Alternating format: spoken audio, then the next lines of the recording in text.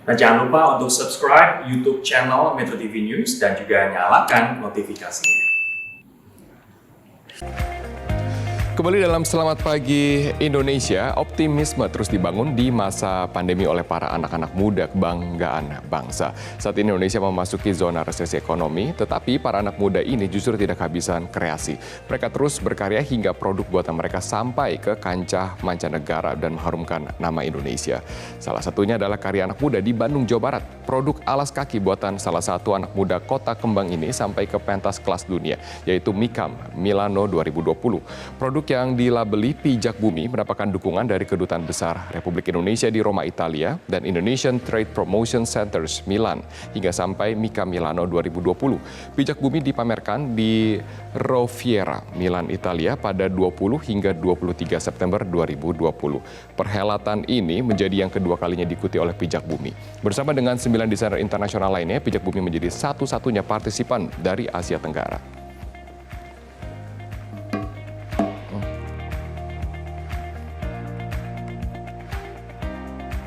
Ya, bagaimana berkreasi di tengah semua himpitan di masa pandemi yang kita alami, terutama untuk anak-anak muda agar terus semangat sampai kemudian berhasil mengharumkan nama bangsa ke mancanegara. Saya akan langsung tanyakan kepada Roland Asfales, founder dari Pijak Bumi, dan juga Roland bergabung bersama dengan saya dari Bandung, Jawa Barat, dan juga Ibu Narita Nurinda Hatbi, Kepala Indonesian Trade Promotion Center dari Milan, Italia. Halo, selamat pagi Roland waktu Indonesia, dan mungkin selamat siang ya Bu ya, atau selamat pagi di Italia, Bu Indah. Pagi Pak Robert, jam Betul. 4 pagi. Iya, jam 4 pagi. Terima kasih Ibu Indah dan juga Roland telah bergabung bersama dengan saya. Saya sudah sangat mengenal nih Pijak Bumi karena saya suka dengan pesan atau lingkungan yang dibawanya. Tapi saya pengen penasaran, kenapa sih kemudian Pijak Bumi ini brand dari Bandung, Jawa Barat bisa sampai ke trade atau apa namanya di Milan dan juga mendapatkan penghargaan di sana? Saya ke Bu Indah dulu. Oke. Iya, Bu Indah kan karena mensupport Pijak Bumi. Iya, betul. Kami bertemu dengan Roland Asfales di Pijak Bumi pada bulan Februari kemarin, pada edisi Mikam Februari.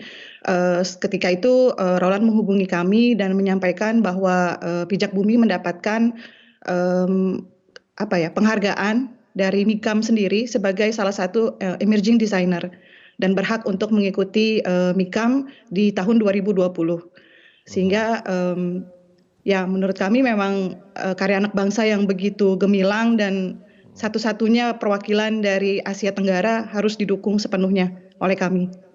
Betul, karena mendapatkan penghargaan di bulan Februari dan setelah itu kemudian disupport oleh negara seperti itu ya, Bu Indah. Kalau saya penasaran sama Fales ya, panggilannya kan Fales ya, kita ngobrol. Les, produk apa yang ditampilkan sehingga kemudian berhak untuk mendapatkan penghargaan sebagai emerging designer di ajang bergengsi ini?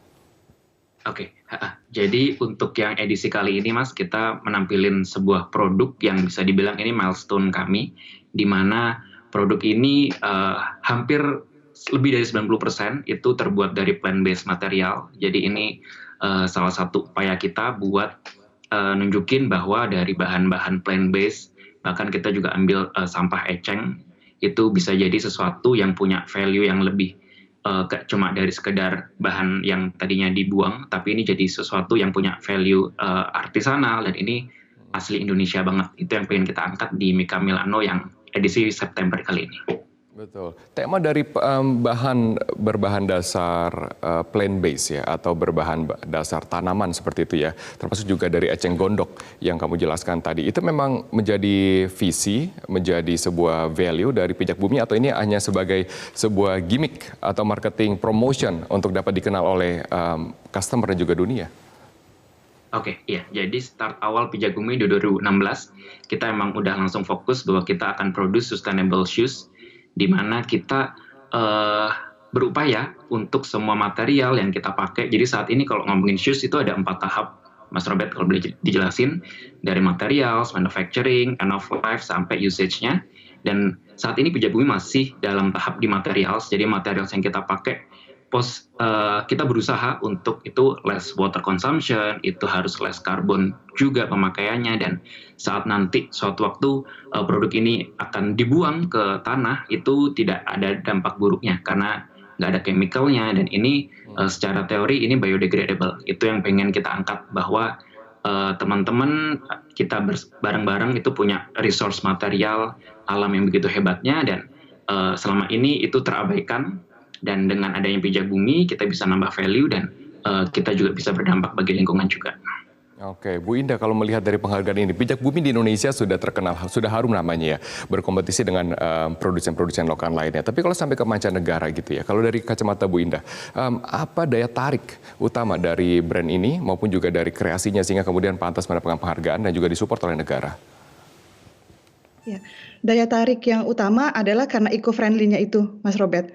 Karena untuk publik Eropa sendiri memang kecenderungannya sekarang ini kan semakin sadar akan perlunya menjaga bumi, menjaga lingkungan. Sehingga kemarin itu ketika di MIKAM kita memang mengusung betul-betul menunjukkan tagline bahwa pijak bumi ini merupakan eco-friendly shoes from Indonesia. Dan itu memang sangat menarik perhatian. Khususnya untuk MIKAM kali ini sesuai dengan trennya, kita sangat menunjukkan produksi yang modelnya Atlas, yang tadi sudah dijelaskan oleh Vales, yang memang 95% merupakan plant-based shoes. Sehingga itu memang merupakan daya tarik yang utama para pengunjung untuk masuk ke booth-nya pijak bumi. Oke, Bu Indah, Gitu. mungkin banyak yang belum paham gitu ya, seberapa bergengsi dari perhelatan MIKAM Milano tahunan kan seperti itu. Nah, kalau dari kacamata Bu Indah, dengan adanya penghargaan ini ya, apakah ini membuka ruang yang cukup besar bagi para kreator anak-anak bangsa untuk dapat mengikuti jejak dari pijak bumi sendiri atau bagaimana? Betul Mas Robert, karena mostly pameran di Milan itu sangat selektif, sehingga sangat sulit untuk bisa berpartisipasi, apalagi ini kan masuk dalam kategori emerging designer yang memang dipilih langsung oleh MIKAM. MIKAM saat ini sudah masuk ke edisi 90, sehingga memang sudah sangat lama, bertahun-tahun menjadi pameran terkemuka di bidang fashion dan food industry, khususnya di Milan dan tentunya di Eropa dan juga dunia. Sehingga dengan keberadaan pijak bumi di MIKAM kali ini tentunya bisa meningkatkan brand awareness sendiri terhadap pijak bumi dan juga nation branding Indonesia di mata internasional. Betul, ya itu saya setuju nation branding karena namanya saja tidak menggunakan bahasa asing. Namanya saja kan pijak bumi gitu ya, menggunakan bahasa Indonesia, memijak pijak bumi gitu ya. Tapi kalau kita lihat, saya sih belum menemukan datanya, tapi apakah ini pertama kali pemenang dari Indonesia atau ini yang keberapa kali dari Asia Tenggara? Sejauh pantauan kami, ini baru pertama kali kami bertemu dengan pemenang emerging designer dari Indonesia, Mas Robert. Betul, dari Indonesia kan, karena saya juga mencoba mencari tahu emerging designer dari Indonesia sebelumnya nggak ada. Ini milestone sekali loh, Vales. Luar biasa, ini pertama kali kemudian dari Indonesia. Seberapa bangganya kamu akan penghargaan ini? Luar biasa sih Mas, ini sebenarnya udah jadi dream ya. Jadi mimpi bahwa suatu saat pijak bumi harus pameran di MIKAM. Kalau di industri sepatu itu bisa dibilang top of mind di Expo itu MIKAM Milano Mas. Itu nomor satu. Itu isinya luxury brand, itu semuanya banyak yang startnya dari situ. Dan itu udah jadi dream kami di 2-3 tahun terakhir, dan kita nggak nyangka sih bisa secepat ini, bisa langsung bisa diterima di sana. Betul, apakah ini termasuk dalam target yang ingin dicapai untuk dapat penghargaan di MIKAM Milano, atau kamu sebenarnya targetnya itu tidak muluk-muluk lah, hanya untuk bertahan di dunia persepatuan Indonesia sudah cukup gitu ya, apalagi kemudian sampai diakui di MIKAM Milano? Masuk target, tapi in the next 5 years mungkin Mas, dan ini bisa diterima lebih cepat. Jadi ya, it's a great opportunity for us. Betul, dan kalau kita sering ketemu ya di berbagai acara persepatuan gitu ya, karena pijak bumi ini sampai ke penghargaan gini tuh tidak dengan rasa bahagia gitu, ada jeripayah, ada tangis di sana karena sepatu ini kan pasti secara cost lebih tinggi, brandingnya juga lebih susah dibanding sepatu yang lain kan seperti itu. Nanti akan saya tanyakan bagaimana jeripayah hingga sampai ke titik sekarang. Setelah jeda komersial kami harus break, kami akan segera kembali untuk Anda.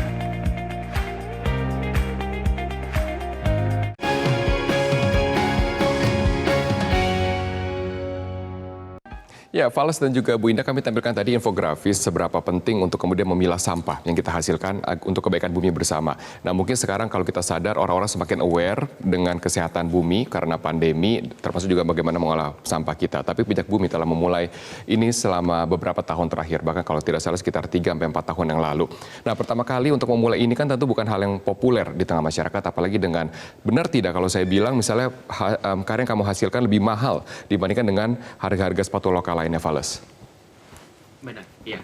Jadi kita start 2016, Mas, dan itu solo, kita benar-benar sendiri, kita nggak punya teman diajak ngobrol, nggak punya teman untuk saling support lah ya, support system kita sangat terbatas saat itu, dan terutama edukasi itu cukup susah. Ngomongin eco-friendly di tahun 2016 itu belum bisa dibilang belum tren, belum hype, belum kayak sekarang, dan kita nggak tahu ya, kita kayak punya faith aja bahwa ini kita punya dampak ke depannya yang bisa lebih gede, saat ini bisa jadi perusahaan yang besar, dan ya kita jalani aja step by stepnya, baby stepnya kita harus jalani satu persatu, dan ya akhirnya bisa di tahun keempat setengah ini kita bisa dibilang cukup udah cukup well known kira-kira di Indonesia, dan hopefully di internasional kita juga udah mulai masuk. Ya benar, apa sih membuat kamu tuh bertahan ya kalau dikenal di anak-anak persepatu Indonesia tuh Fales nih batu, Bu. Ini kalau dibilangin kamu ngapain sih ngambil jalan susah banget gitu ya, mesti bikin fabric sendiri dari tanaman, kenapa nggak ngambil fabric yang sudah ada, kamu jahit, kamu kamu moduling, terus kamu jual gitu ya, kenapa kamu mesti jalan seribet ini gitu, sampai kamu kan menghasilkan bahan dari eceng gondok seperti itu, kenapa kamu kekeh banget? Kita percaya sih, Mas, itu mungkin karena juga support dari teman-teman kita, customer kami yang bisa dibilang cukup loyal. Jadi teman-teman ini yang akhirnya jadi support system kita sebenarnya. Jadi dan tadi kita juga diakui nggak cuma di Indonesia, tapi di luar negeri udah mulai dengar nama kita, dan itu yang bikin kita kayak kita berinovasi lagi sih gitu. Itu yang pengen bikin kita semangat untuk inovasi terus. Jadi karena ada purpose lain yang pengen kita buat. Jadi pengen berdampak bagi lingkungan. Berdampak bagi lingkungan, Bu. Betul, Bu Indah, melihat apa yang sedang terjadi di Indonesia gitu ya, di tengah pandemi kita tetap berkreasi gitu, dan juga saya yakin banyak sekali mimpi dari anak-anak muda untuk dapat mempunyai channel breakthrough ke mancanegara. Menurut dari kacamata Bu Indah sebagai kepala trade Indonesia, bagaimana agar pintu ini dapat terbuka bagi para kreator kreatif kita? Ya, seperti yang dilakukan Fales selama ini, banyak-banyak mencari networking, jaringan. Karena memang kami terutama ITPC ini kan tersebar di seluruh dunia, Mas Robert. Betul. Jadi tidak hanya di Milan, tapi di 5 benua yang ada di dunia. Sehingga dengan adanya networking tadi, teman-teman di Indonesia bisa mendapatkan informasi terkait peluang pasar maupun tren yang sedang berkembang di negara tujuan pasar, tujuan ekspor. Sehingga itu merupakan salah satu cara bagaimana untuk mencapai tadi seperti yang dilakukan Fales, unique selling proposition-nya apa sih dari produk yang akan dijual ke mancanegara. Semakin unik dan semakin bernilai tambah, apalagi berdampak baik bagi lingkungan, itu menjadi nilai yang sangat tinggi, khususnya di pasar negara yang maju seperti Eropa dan Amerika.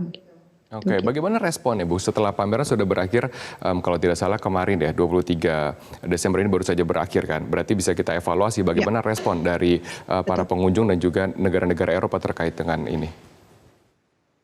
Ya, meskipun kondisinya masih sangat lebih sepi dibandingkan MICAM edisi Februari kemarin, karena memang protokolnya masih sangat ketat, pembatasan perjalanan juga masih diberlakukan, namun antusiasme dari pengunjung itu tetap terlihat karena sebagian besar itu datang ke booth kami, ke booth-nya Pijak Bumi itu memang benar-benar untuk melakukan kontak dagang, tidak hanya sekedar bertanya atau sekedar ingin tahu, tapi juga memang lebih untuk melakukan kerjasama gitu. Ada yang ingin menjadi importir, ada yang ingin menjadi reseller, ada juga yang ingin bekerja sama dalam hal yang lainnya gitu. Tapi memang betul-betul dari perusahaan atau dari buyer yang memang bergerak dalam bidang footwear industry. Ada yang dari Australia juga, ada yang dari Jepang, tapi sebagian besar memang dari negara-negara di Eropa seperti Italia sendiri, Jerman, Belgia dan Prancis. Oke, berarti sudah diincar gitu ya oleh negara-negara lain, oleh para pebisnis lain. Tapi pertanyaan Ya. saya, apakah mereka ada masalah dengan nama pijak bumi gitu? Karena ini tentu bukan nama yang familiar untuk mereka jual di negara-negara asal mereka.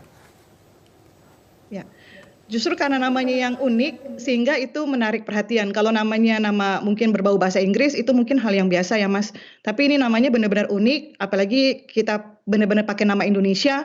Di depan itu kita benar-benar tulis Indonesia, eco-friendly shoes from Indonesia. Itu sudah merupakan selling point tersendiri gitu. Bagaimana menarik minat pengunjung untuk datang begitu. Oke, tapi justru jadi menarik seperti itu ya. Walaupun mereka juga pasti ada tantangan edukasi, betul kan? Pijak bumi itu artinya apa gitu kan, ada di halaman Ya. mereka. Kalau dari Fales, respon dari mereka, apa sih masalah yang ditemui dari mereka, apa yang mereka komplain mengenai produk kamu, ada tidak? Banyak sih Mas. Komplain itu pembelajarannya buat kita ya. Jadi di Mikam yang sebelumnya kita dapat bayar dari Swiss dan kita juga udah lakukan ekspor ke Jepang juga, dan ternyata segmentasi di tiap negara itu sangat berbeda. Betul. Terutama di negara-negara Eropa, Swiss itu mungkin bentuk fitting kakinya tuh lebih ramping-ramping, lebih panjang-panjang, sementara fitting sepatu pijak bumi mostly ngikutin kaki Asia. Itu sih Mas. Jadi begitu ke Jepang sangat amat secara fitting super aman, tapi begitu ke Eropa itu agak ada sedikit masalah sih. Nah, jadi bagi mereka kayak ini terlalu lebar, cuma it's okay. Jadi itu yang perlu kita adjust nantinya mungkin. Oke, berarti adaptasi yang cepat gitu ya, sesuai dengan permintaan dari customer. Terakhir, masing-masing ke narasumber saya, Fales, kita tahu ini masa pandemi, tidak ada kemudian offline store yang dapat leluasa berjualan di berbagai daerah, termasuk juga pameran-pameran di Indonesia yang terkendala. Bagaimana cara kamu bertahan di masa seperti sekarang ini? Oke, pasti harus fokus ke online.